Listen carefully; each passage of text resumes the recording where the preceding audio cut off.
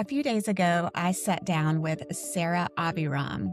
Sarah is a writer and a speaker, and we talked about what it is like to build a life that looks right on paper, but it still doesn't provide that sense of connection that you need, the happiness that we're looking for.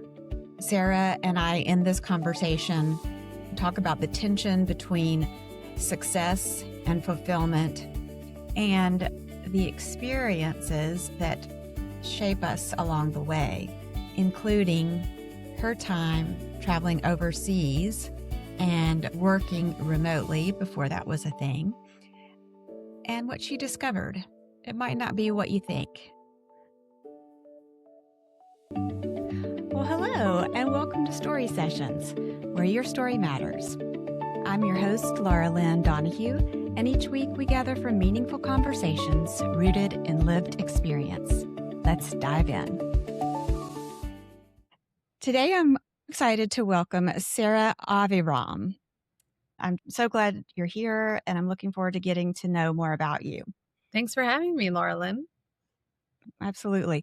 So you have quite the story, and I will just stick this out there right away because of how much of a dream it seems like. And in your TEDx talk, you mentioned working from Bali, I believe. Is that right? Mm-hmm. And on the beach, lovely surroundings, yet even in all that beauty and splendor, you didn't feel satisfied. You didn't feel content, perhaps.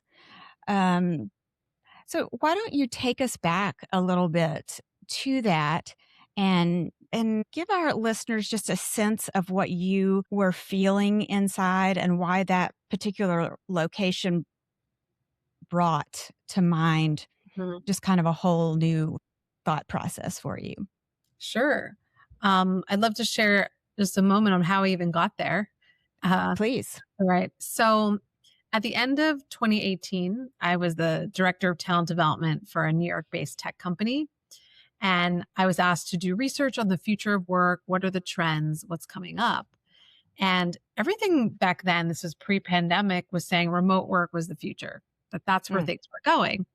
Mm-hmm. So I put together this kind of wild business case for my CEO that we need as a company to be competitive, to get the best employees, and we might need to offer remote work as an option for flexibility, but also be open to hiring people located outside of our main office. Mm-hmm. And not only did I say that, but I said, and I feel like I should be the guinea pig and I should work remotely for a year, but not just from home, from all these different countries, and do focus groups and surveys and research and understand this future of work trend, report back on the opportunities and challenges of it. And I put together quite the convincing case, I guess, because he said yes. Next thing I know, I'm on a one-way flight to Lima, Peru to start the first of my 12-month journey. So I was in 12 countries in 12 months that year, starting March 2019 and finishing March of 2020. Wow. So that's how it happened. Let me just ask you, when you're in those countries, were you also able to take advantage of being there and enjoy the sites? Yeah. Or were you solely work focused? It was both. So I got really lucky that I had an agreement with my company that I would only overlap with Eastern time. I'm from New York, so Eastern time for 4 hours. The other 4 hours of work could be flexible, like whatever daytime was for me. So depending on where I was. So I had a little bit of that flexibility, which was great. So for example, when we were in Europe, my kind of aligned hours with New York were between like 3 p.m. to 11 p.m. or so. But I would have like the whole morning to explore the city I was in, which was really nice. Yeah. So it sounds pretty dreamy to me. Yeah. And so what you were getting at, I met lots of people. We were traveling together. And the first few months were absolutely incredible, of course. I felt so grateful that I could do something like this and have that kind of freedom and flexibility. And then after a few months, the novelty faded a little bit. And I found myself on this beach in Bali. And I'm thinking, it can't get better than this. But why does something still feel missing? Like, I feel a little stuck. Mm, mm, And a bunch of the people I was with were feeling the same. And I think we thought that having the flexibility to work from anywhere would make us feel super motivated and fulfilled and happier in our jobs. But we found out that wherever you go, there you are. And you bring yourself with you. And mm, it's not enough just to change your environment. That's one factor that can help. But it's an inside job too on what do you need to be happy at work, to feel mm, fulfilled. So mhm. that's when I kind of put my HR hat on and did my focus groups and research to find out what really drives us to feel fulfilled and motivated. And that became the body of my research. But that's certainly where that epiphany came from for me. Well, that's interesting, especially now that we're sort of on the other side of work from home, where some of that's worn off. Some, have gone back to work all week. And there's also, of course, hybrid. But tell me how that affected you personally, not not just professionally, but what were you working with on the inside that felt like you needed to come to terms with so you could figure this process out? Right. So I realized that there are these core drivers of fulfillment that need to be there in order for us to feel fulfilled. And now they don't need to all come from the same place. Your job doesn't Mm, need to provide everything you need. Your partner in life doesn't need to provide everything you need, right? You've got friends too. And so, yeah. um, but I narrowed it down to kind of these 6 core drivers of our Mm, fulfillment, which were our relationship to our money, our identity, our routines, growth, impact, and joy. And so I mm, figured, okay, how do we navigate and manage and activate each of these so we yeah. can feel fulfilled? And like I mentioned, not all 6 need to come from your job, but we need to have them all to really perform at our best and feel fulfilled. And so that's kind of what I figured out needs, we need to kind of be pulling each lever at different times. The different parts of your life, different ones of those might be priority. If you're having a Hmm. baby or you're, moving homes or getting married, maybe the money factor is important and that's okay. And there's no judgment around that.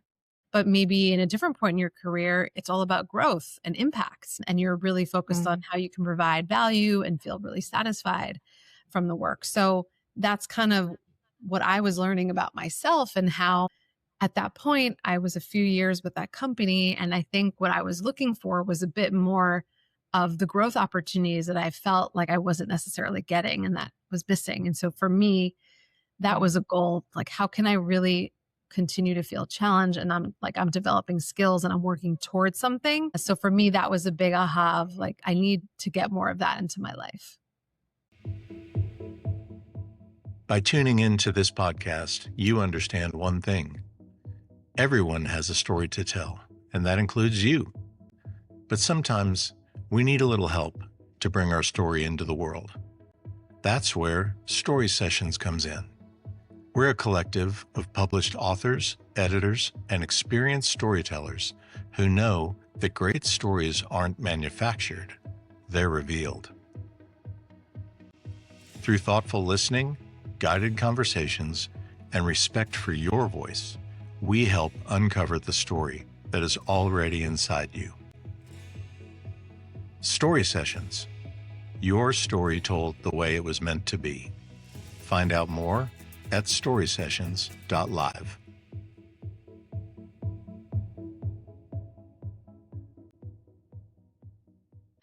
So tell us a little more about, let's just go a little bit deeper into your psyche and to what was the struggle? What was the part of the struggle that said, I've got to work on myself in this way to Mhm. get a different kind of outcome? Yeah. For me, it goes back to the theme of identity. Like, I'd always really been someone who wanted to climb the corporate ladder and be seen as something specific and have a specific title. And then here I am on Mm, this incredible trip. And I'm like, do I really care about that? Is that what's important to me? Or do I talked about wanting more growth, but did that have to come from work or someplace else? And so that was a core thing I was struggling with, like this identity crisis of like, well, who am I if I'm not going for the promotion or the next step? Or is this whole year of travel like a childish dream? Like, I know I made it happen, but like, is it going to set me back somehow instead of moving forward? And so that was a lot of what I felt I was struggling with. And I felt this pressure to come out of the year with like something to show for it besides having had a good time. And so that was something that I thought about a lot. Yeah. Yeah. Would you say, are you a pleaser in how you operate, or are you more forward driven, the internal driver of self? What is that for you, or was it then? So I'm highly driven by joy, Mm. and it's really hard. I think I've, certain measures of success I've hit in my life or professionally, but I'm not someone who can actually work hard just to work hard. Like I'm not a super type A perfectionist. If I don't enjoy the work, it's actually really hard for me to put my best into it. And so, or if I don't enjoy whatever I'm doing, not just work, like things in life. So,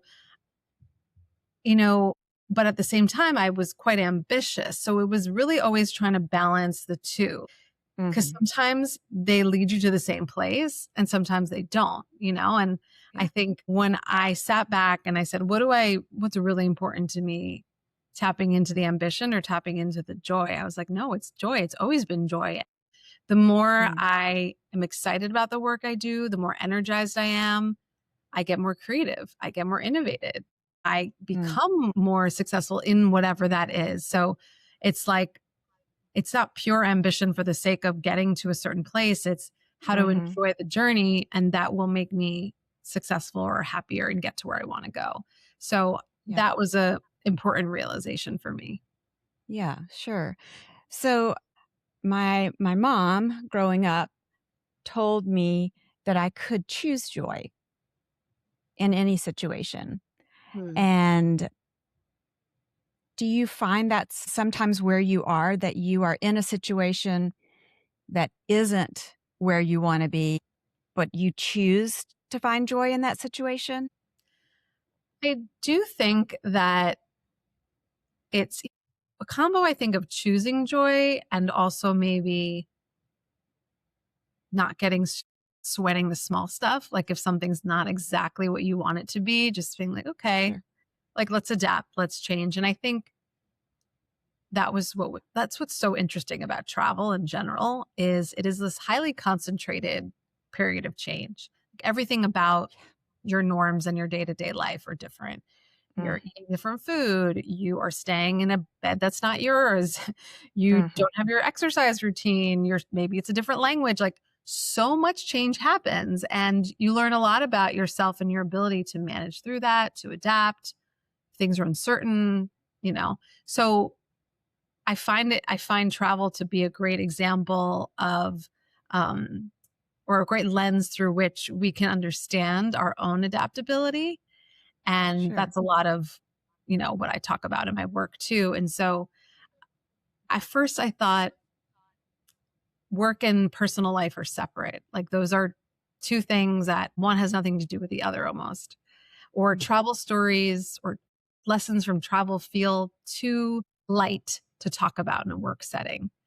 And I've actually found the opposite to be true, because people want to be taken out of their day to day. Like I do talks and speaking engagements, and like they don't want to hear another case study about another financial services company similar to theirs. They're like, take me out of it. Like tell me a story of travel. Tell me your, like, so the more personal I got, I realized the more human the lessons were, the more human, the more relatability, and that I could combine my lived experience with my work experience and connect way more with people. And it's been really fun to realize that, and not, I always worked in HR. So it was like, I have to hide my personal life. Like I have to be seen as professional and like, it's like less human. And now I'm like, no, it's more human. Well, so that's interesting, because I was thinking about choosing joy. But I remember there's times where I don't want to choose joy. It's just not fitting. It's not working. And then giving myself permission to be okay in that situation, not choosing joy, but then coming back around to it. But what you said about story is really, touches on the premise of what this podcast is. And it is that we find connection in story. Mhm. I believe the more that stories are told in business, stories that create connection, relationship, give you an aha moment or I'm not alone moment, those are important. And I think you're spot on about the idea of not bringing your personal life into work seems very professional. Right. But at the same time, what are you sacrificing as far as, your work relationships moving forward or connecting or being enriched? With all of that, with the travel stories that you have, is there one that connects with your, I don't know, when you're talking to another coworker or when you're in a TEDx environment or speaking environment, coaching? Mhm. Is there a story that people are drawn to in particular? Yeah, there's one I really like to talk about, especially if I'm speaking to an audience of women. Not always the case, but Yeah. it's a story of me seeing a flamenco dance show in Valencia, Spain. So I lived in Valencia for a month. That was one of the 12 stops on my trip. And I went to see this flamenco dance show. It wasn't my first time, but the first time I'd seen it, I was probably in my 20s. So I was old. This was many years later, almost in my 40s. And I really observed something so different, which was, dancer after dancer that came on the stage. I'm thinking to myself, it's interesting. They look older than the typical dancers you see on stages around the world or in genres like ballet, where it's all about youth and flexibility and skills that you're more able to access because you are young. Whereas in flamenco, and I only learned this when I went back to my apartment and researched the history and tradition of flamenco, did I learn that in flamenco, they believe that it's actually the older dancers, and I'm talking older, like women performing into their 50s and 60s and beyond. Okay. They're All right. able Yeah. to access the emotional maturity that's necessary to convey the intensity of flamenco and what it demands. And so it's not just about the technical moves, which of course with experience and time you can refine, but it's the passion, the vigor, the fervor, that intensity. And there's a Spanish word for it called duende, which is like your soul, your spirit. And so they believe older dancers are better able to convey and express that. And I just loved learning that. I'm like, "Ooh, that's good. Like, what does that mean for me?" Yeah. And it was just this great lesson about nothing replaces experience, and that we need to value as we get older, like, it's not that we can't keep learning and growing and developing. It's like the opposite. Like we can tap in more to what we know and our lived experience and the emotions and skills we've developed and refined over time. And that there's so much power in that. And that's really stuck with me. And it's a story that I often tell, and I can see really strikes a chord with the people I'm telling that story to. Well, how did that story and that experience change you? So one of the things it did for me was get me into this mindset too of like, you can peak at any age. Like there's no rule. I know we hear, oh, these startup founders, they're like building businesses in their college dorm room. And we think like we missed the mark if we're, 40, 50s or beyond, and we haven't done certain thing yet.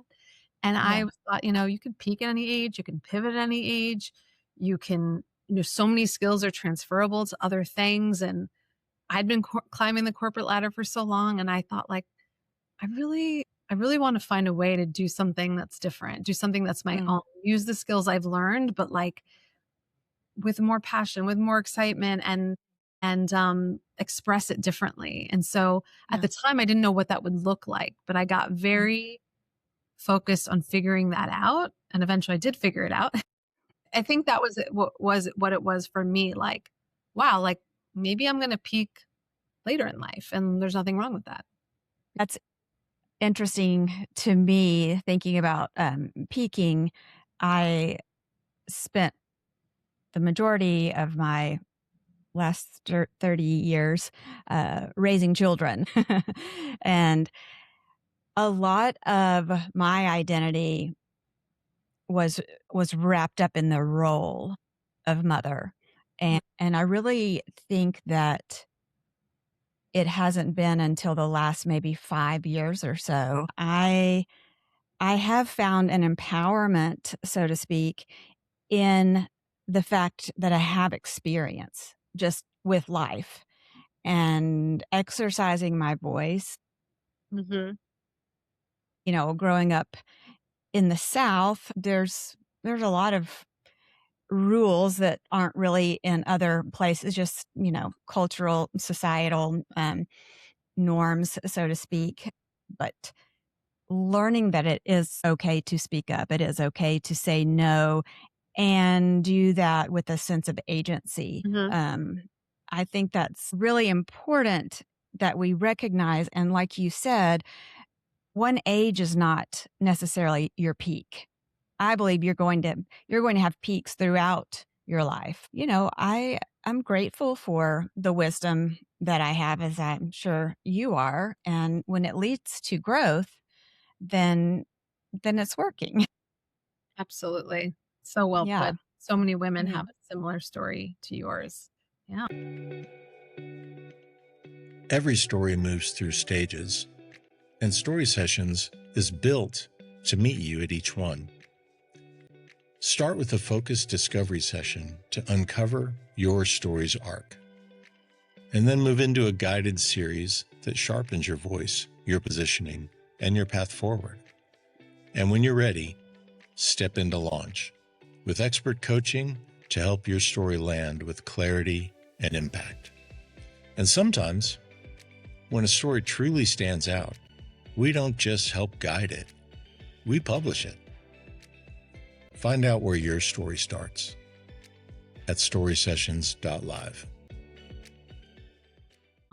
Yeah. So for me, that turning point became in like deciding to write my stories and feeling like, oh, I've got something to share. I've got something to say. And started off as a blog. So I was blogging as I was traveling, a little bit more on the professional side of things because I had committed to doing that for my company. Sure. And so when I looked back at each blog, I said, you know, if I flesh these out, they could each be a chapter in a book. And so that was my first book, Remotivation, that I published in 2020. Okay.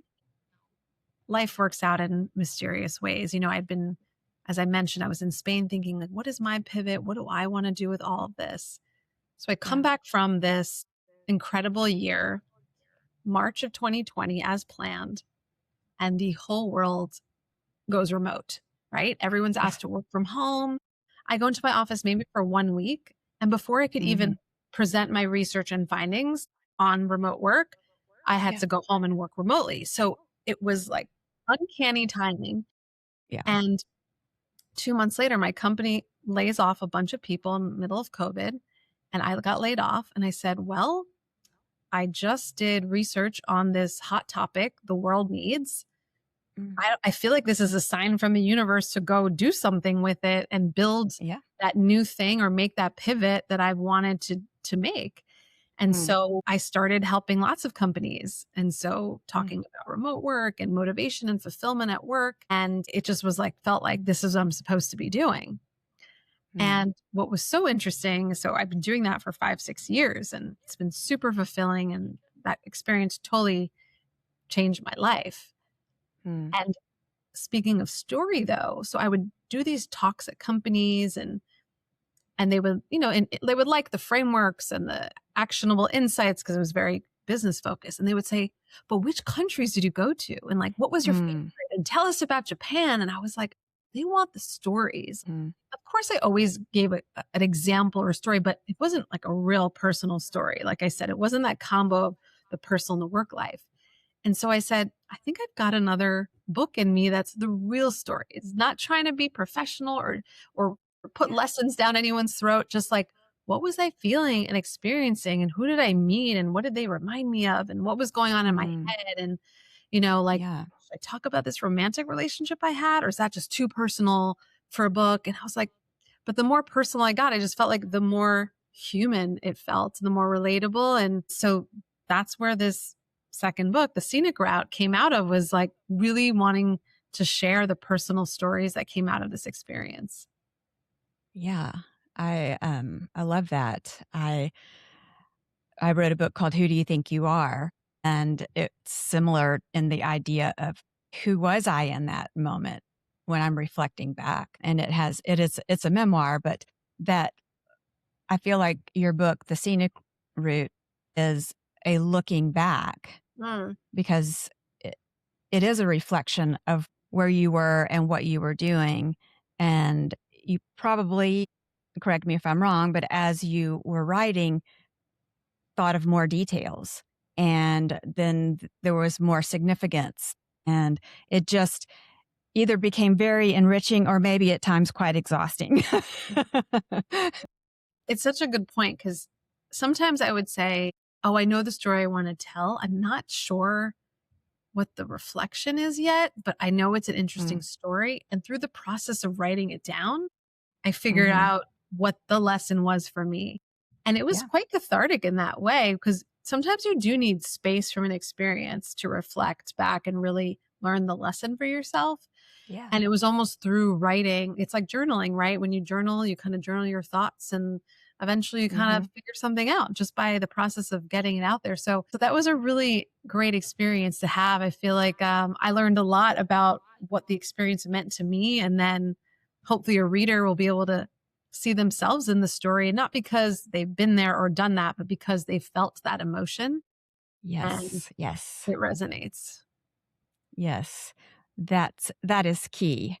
That is key to be able to have someone to relate to, just like you said, even if it's not going to be the same experience, right? I mean, you're both go to Italy, your experiences are going to be completely different, but innately we share feelings, and feelings that are translated through stories can connect with us. Mm, And you can think, I know what that feeling is like. I don't know what it's like to be in Italy and have that feeling, right.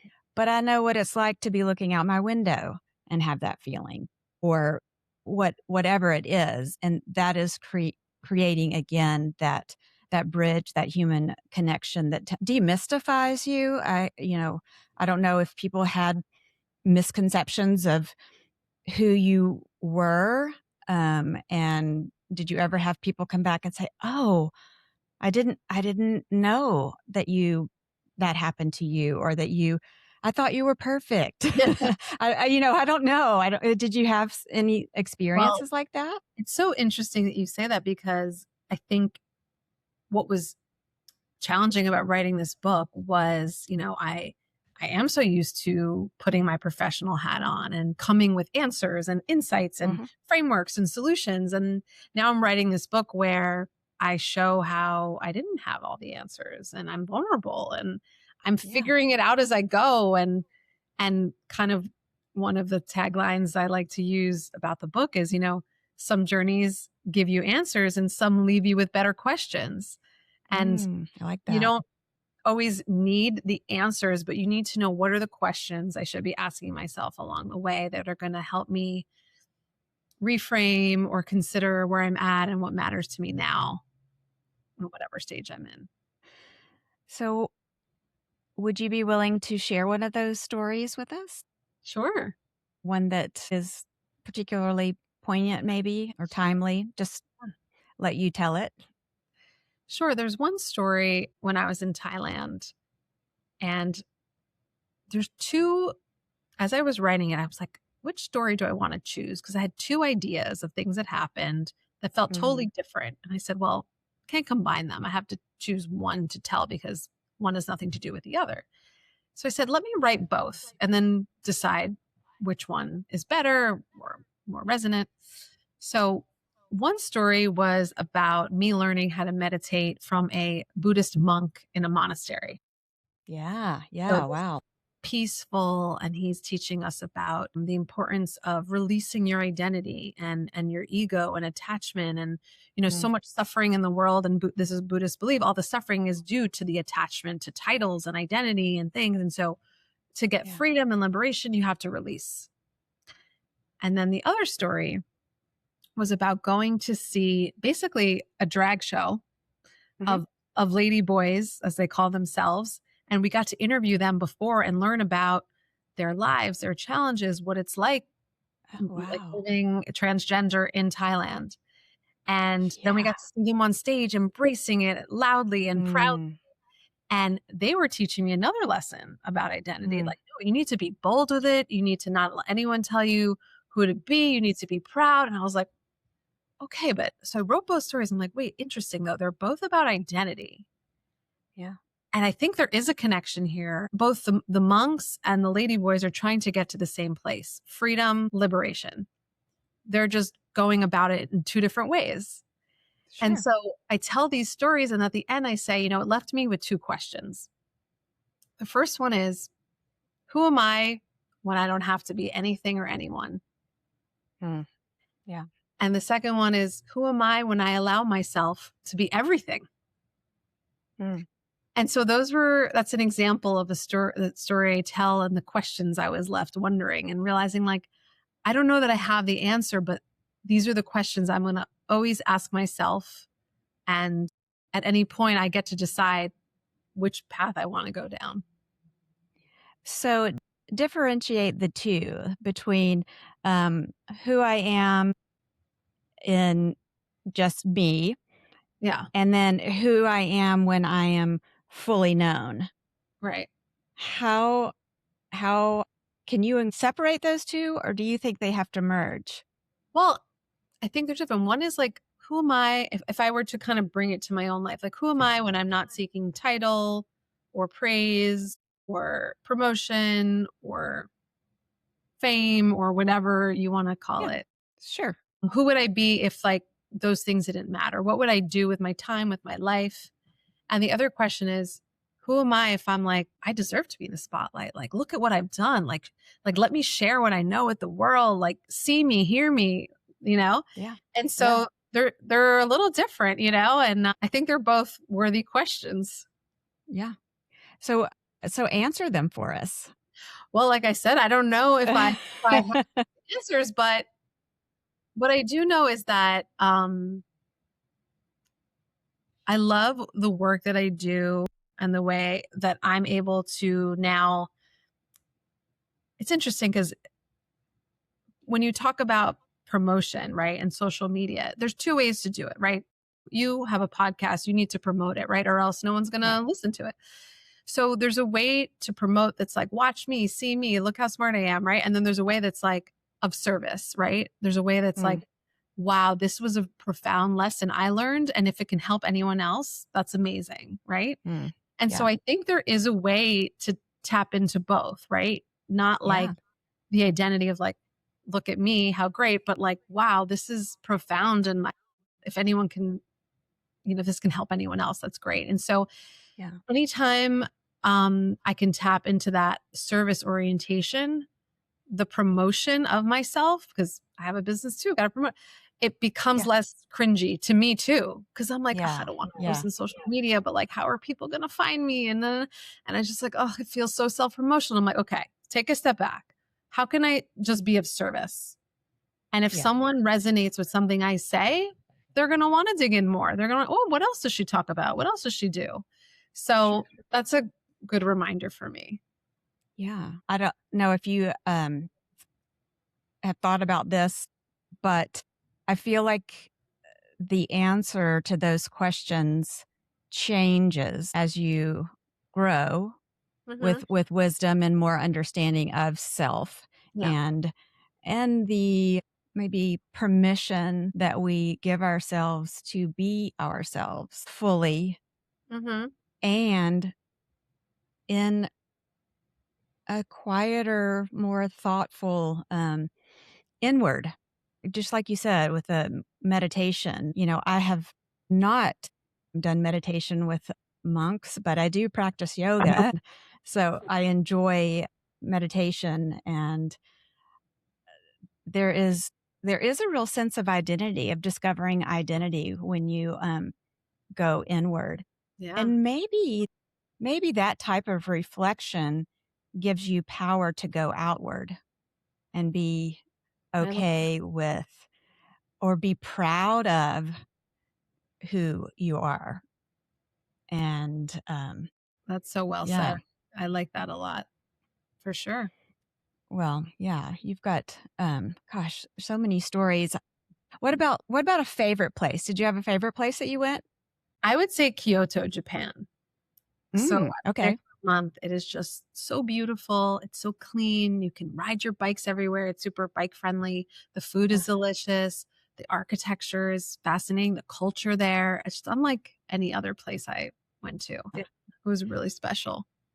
So was there anything there in the Japanese culture that you brought home with you and carry with you now? My biggest lesson, Japanese culture is really about harmony and doing what's best for the group versus the individual. And Mhm. living in the States, especially New York where I am, it's like it's all about the individual, right? Sure. And it was really a great lesson in how to think more about how what I do impacts the group, just like how what other people do impact me. So let's be conscious of that and making decisions, maybe not always on what's best for the individual. So it's not always easy to do, especially when other people are acting in their own best interest. It's hard to say, Mhm. it's hard to do the opposite. But that was it was great to experience and observe that in subtle ways. Like, for example, like if you're waiting at a traffic light, if you're walking, let's say you're walking in Kyoto, there could be no cars on the road. But if that pedestrian sign doesn't say walk, you do not walk. Like that Mm, is, it's like a faux pas, and people will gotcha. give you dirty looks or something, And so it's so funny because that scenario in New York, you kidding? Like people are weaving cars, Right. Dash. it's a mess. Like, but it's all about order and respect and because of those things though, there's very few bike accidents or car accidents. Like things make sense when you learn about why those rules exist. At first they're like, this is silly. Like, what Mm, is the point of this? And then you realize, oh, okay. Or another one, I joined a gym in Kyoto. You're not allowed to wear your outdoor shoes inside the gym. You yeah. have to have a separate Okay. pair of indoor shoes. And I'm like, I don't have another pair of just indoor only shoes in my suitcase. Um, Yeah. so you can borrow them like bowling shoes. You can rent indoor Right. shoes. And the whole point is not to bring dirt inside and people are laying on mats or whatever. And again, at first you're like, oh, this is annoying. And then you're like, wow, it's so great to lie on the ground and not get like mud in my hair or whatever, Yeah. or Yeah. gum or whatever it is. And so Yeah. those were the kinds of lessons that I was like, this really brings it home. It it does. So that's a really good analogy. Um, so I I actually haven't met many people who've been to Valencia, and I don't know why, but you have. And I was there briefly. I did a semester in London in college, and I wanted to travel at the end.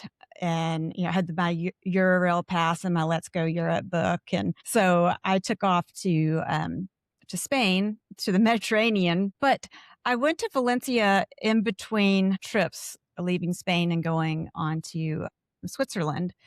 And I had an orange. I went to the grocery store and I got an orange, and I sat down in the park, and I've never tasted an orange that good in my life. It tasted like a pina colada. I mean, I don't know. Did you have, this is completely off topic of the external, but the satisfaction of enjoying something just so delicious right from nature. I love that. And it's funny because obviously Valencia is known for their oranges, for anyone who doesn't know, but also they're known for having very bitter oranges that are used for marmalade. And so sometimes you see one on a tree and you're like, oh, I could grab this one and eat it, but that might be the kind that's not meant to be eaten. It might be quite bitter. So there's that experience too, the flip side, but it's so great to eat produce directly from the place that's known for it. Yes. And I had that experience in Thailand also of eating Mm. just incredible fruit that I'd never seen anywhere else, I never knew about, and it's so fun to do that. My favorite thing Yeah. is actually going to grocery stores in foreign countries and seeing like what's there. I was like, "Oh, I don't even know what this thing is. Let's try it." That's fun. That's a fun way to discover new things, and pique your curiosity. Um, so I love travel. I wish I were as traveled as you are. But I know that we don't have to travel to come to these meetings within ourselves, these times for growth. Just like we were talking about earlier, you might have an experience in Italy and I have an experience in Spain. They're different experiences, but our feelings were Yeah. the same. Or so I want people, listeners, to be encouraged. Just, hearing you talk and to be encouraged to look deeper and and find that awareness of sense of self. It's not easy to do. I wouldn't even claim that Mhm. I know how to do it.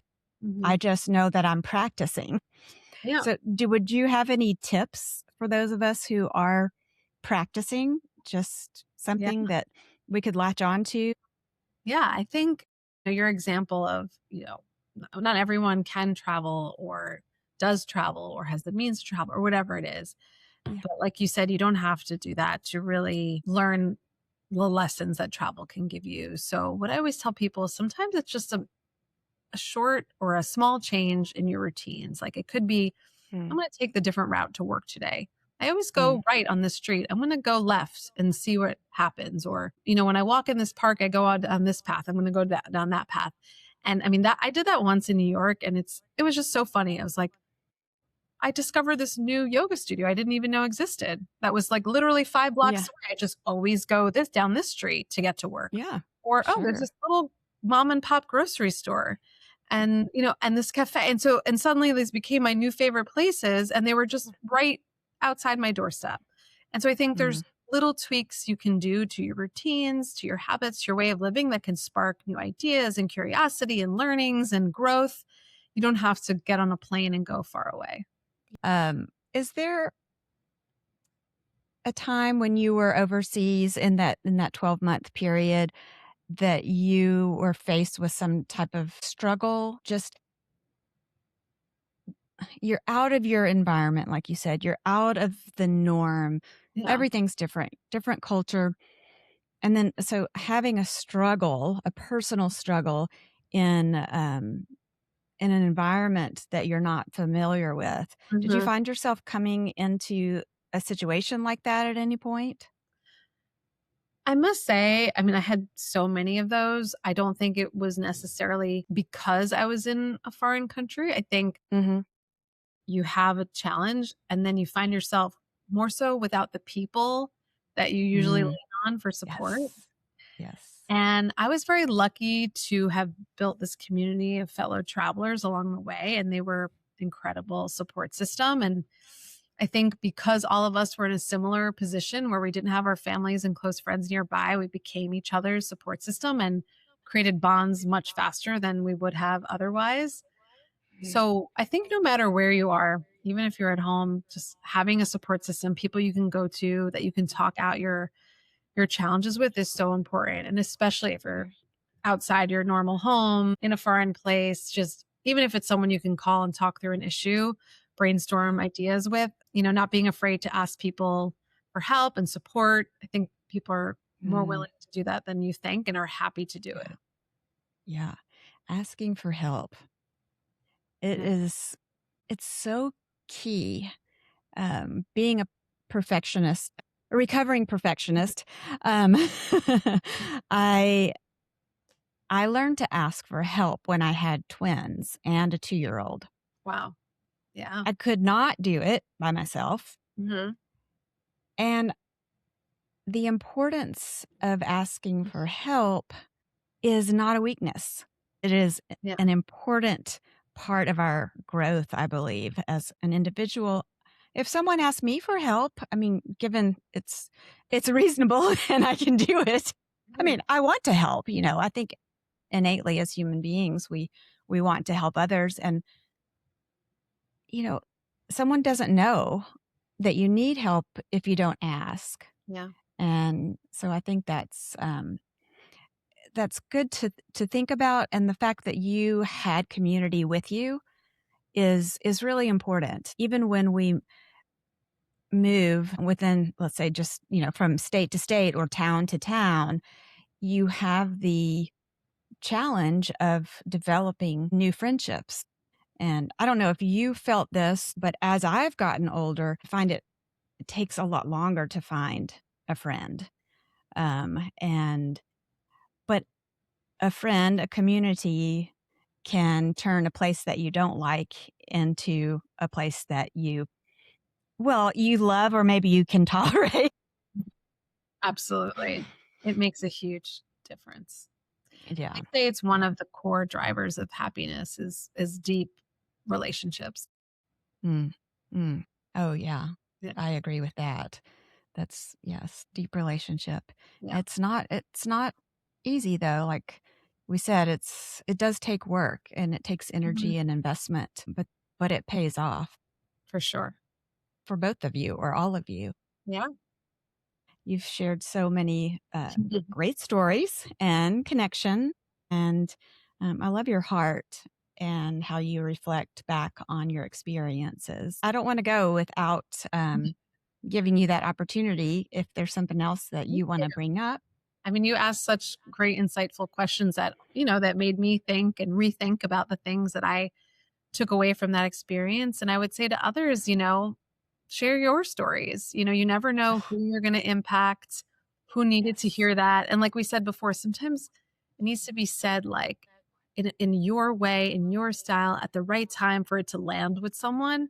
So even if you think like, oh, people have heard this before, or it's not special or new, it's like, well, it might be new to them. It might be said in a way that really resonates when it hasn't before. And so I think stories are so powerful. I'm glad that I didn't resist telling my own so much. And I hope that my book, The Scenic Route, can resonate with other people. And if they're interested to learn more, they can go to thescenicroutebook.com. Well, thank you. Thank you so much for that, Sarah. I appreciate you and I appreciate your time, and you've been a joy and a delight to have. And Thank you so much. I wish you all the best. And when the next book comes out, just, let me know. Thanks so much for listening to Story Sessions, where your story matters. If you enjoyed this episode, please leave us a 5-star review, subscribe to our channel, and share it with someone you know. To learn more about the Story Sessions family, visit storysessions.live. That's storysessions.live. Thanks so much and see you next week.